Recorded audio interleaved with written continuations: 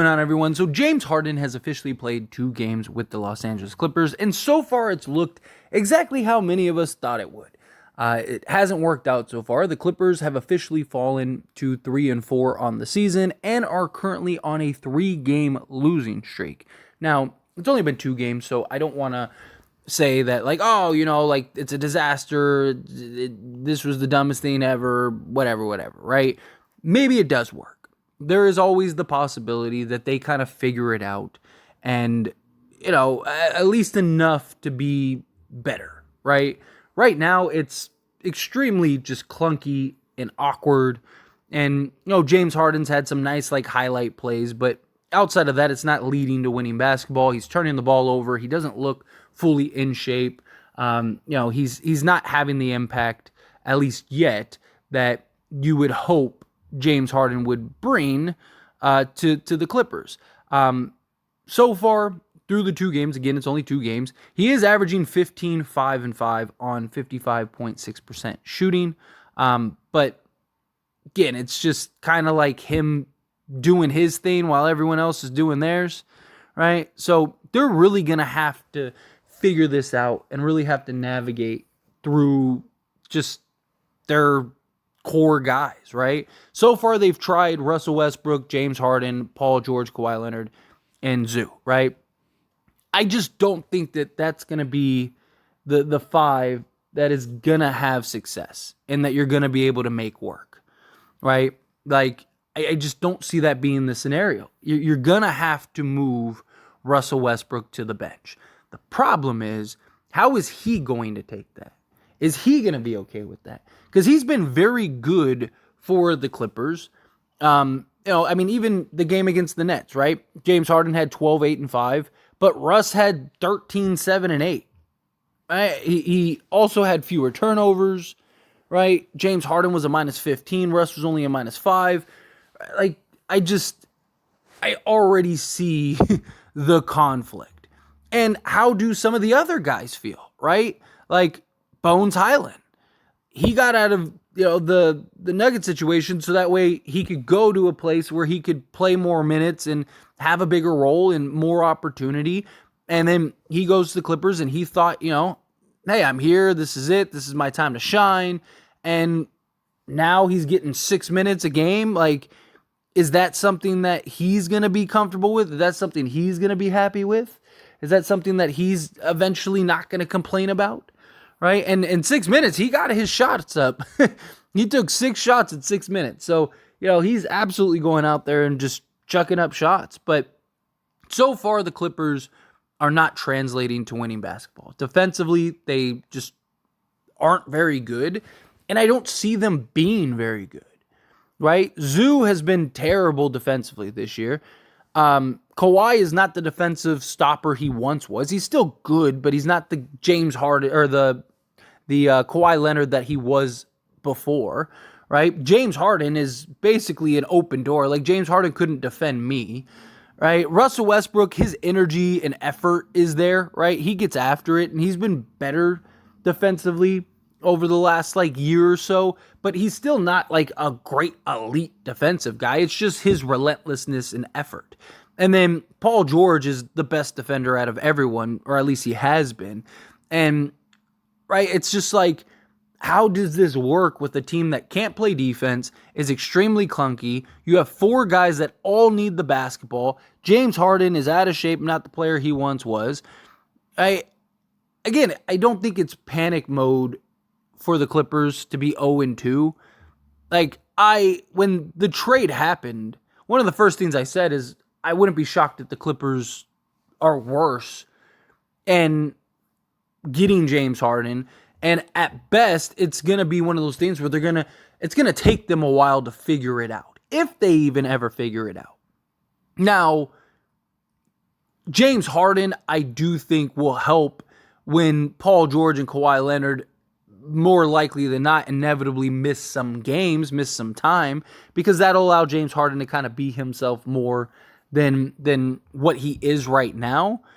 But the problem is, if everyone's there and everyone's healthy and everyone's ready to go, how do you navigate this? You know what I mean? How do you figure this out and make this work to a point to where, it's not this clunky, awkward mess, which it's very likely going to be, right? Like, again, James Harden, his shot attempts, he's not taking a ton of shots yet. And again, he's been efficient shooting the basketball. Like in the Knicks game, his first game, he gave you 17 points, 3 rebounds, 6 assists. And he only had 2 turnovers, which is much better. But like the Clippers are turning the ball over heavy. You're talking having Russ and Harden, 2 guys that are, 2 of the highest turnover guys in the league. So they're probably going to turn the ball over a ton now. And they're not going to be able to play defense and stop anybody. And they're basically going to have to outscore and outshoot guys. And when does the conflict come on the horizon? Because it's going to happen. You have too many egos on this roster that all believe and want to do the same thing, right? Like James Harden, in his press conference, he talked about how he wants to get back to being James Harden. And he wants to be that guy. And he wants the freedom to basically play however he wants to play, right? And then you also have Russell Westbrook, who, again, like the whole reason he stayed with the Clippers and took the money that he did with the Clippers was so that way he could be the starter, he could stay in LA, he could be comfortable, and he's been really good for the Clippers.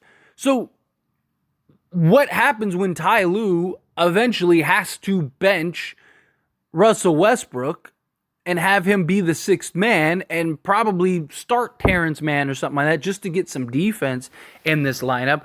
What's going to happen when that happens and he's not happy about it, right? Like, he's going to be looking at it as like, I could have went to one of these, like if I wanted to just ride the pine, I could have done it for another team and probably got more money. Or I could have went to one of these lesser teams, got a bunch of money, and, ended up getting paid more and played and started and gotten to do whatever I wanted to do. I'm over here sacrificing. I'm over here doing all the things that I'm doing. And you go get James Harden, your new shiny toy, and now what? I get pushed to the back burner? It's like, that's probably a conversation that's going to happen at some point.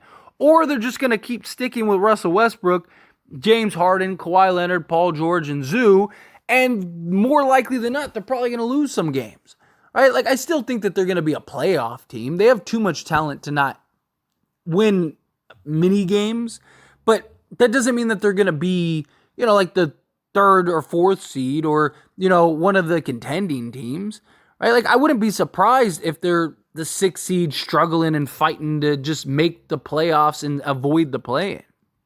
The way it's looked and the way they're playing, again, they can't stop anybody. Not only can they not stop anybody, like their offense isn't very fluid, right? Which, it wasn't this like super fluid offense to begin with anyway, with Kawhi Leonard and Paul George, who, are basically ISO guys.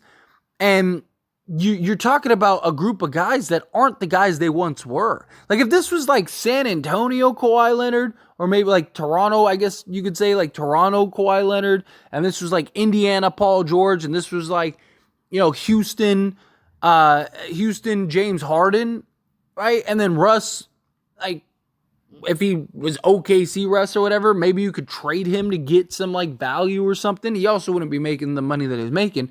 But like, right, like even if you had those other 3 guys, like it'd probably be really good, right? Because Paul George and Kawhi Leonard could be good enough defensively to kind of make up for the lack of just James Harden, right? And what his liability on the defensive side. And then you got Russell Westbrook and all that stuff.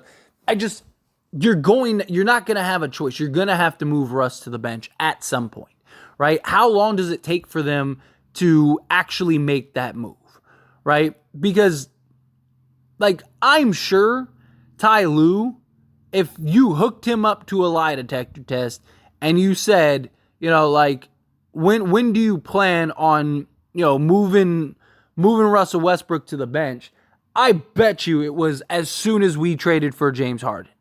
But I'm sure he wants to at least give these guys an opportunity. He wants to avoid the mess and the chaos if he can.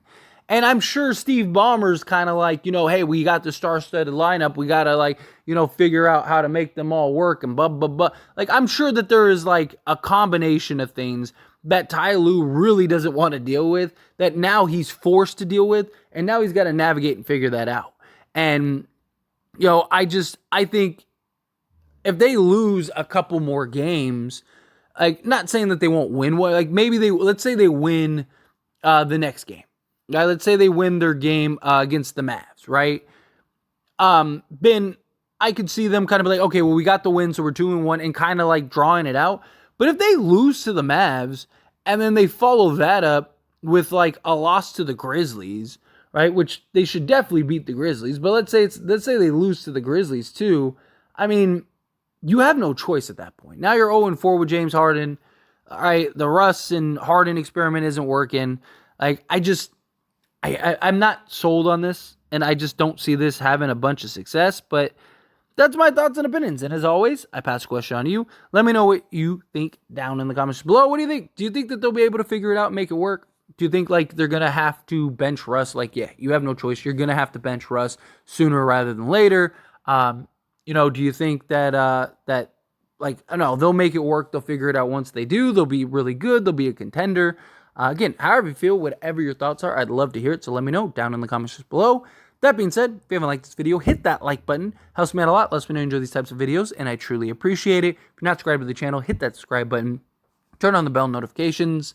I'll see you all in the next one. Thank you.